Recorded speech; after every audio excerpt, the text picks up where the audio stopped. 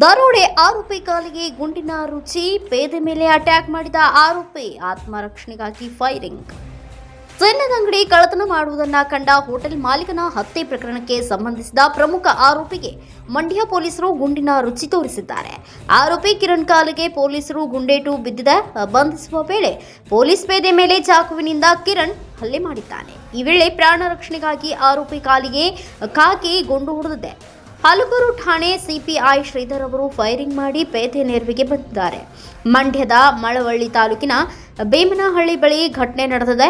August 17ರಂದು Kirugavalu ಗ್ರಾಮದ Mahalakshmi jewellery ಶಾಪ್ಗೆ ದರೋಡೆ ಗ್ಯಾಂಗ್ ಕನ್ನ ಹಾಕಿತ್ತು.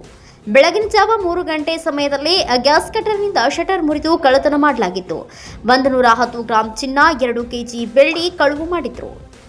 5 ಖದೀಮರ ತಂಡ ಕೃತ್ಯವೆಸಗಿತ್ತು. ಕಳ್ಳತನ ಮಾಡುವುದನ್ನು ನೋಡಿದ ಹೋಟೆಲ್ ಮಾಲೀಕ ಮಾದಪ್ಪರನ್ನ ಉಸಿರುಗಟ್ಟಿಸಿ ಹತ್ಯೆ ಮಾಡಿದ್ದ ಖದೀಮ್ರು ಎಸ್ಕೇಪ್ ಆಗಿದ್ರು. ಏಜಗೆರೆ ಗ್ರಾಮದ ಕಿರಣ್, ಕೊತ್ತತ್ತಿ ಗ್ರಾಮದ ಆನಂದ್, ಶರತ್, ಶ್ರೀನಿವಾಸ್, ಕೃಷ್ಣಾಚಾರಿ ಬಂಧಿತರು. ಕೇರಳದಲ್ಲೂ ವಾಹನ ಕಳ್ಳತನ ಪ್ರಕರಣದಲ್ಲಿ ಆನಂದ್ ಭಾಗಿಯಾಗಿದ್ರು. ಕಿರುಗಾವಲು ಪೊಲೀಸ್ ಠಾಣೆಯಲ್ಲಿ ಪ್ರಕರಣ ದಾಖಲಾಗಿದೆ. Bureau report Ravikumar, Kannada Janasri news, Mysuru.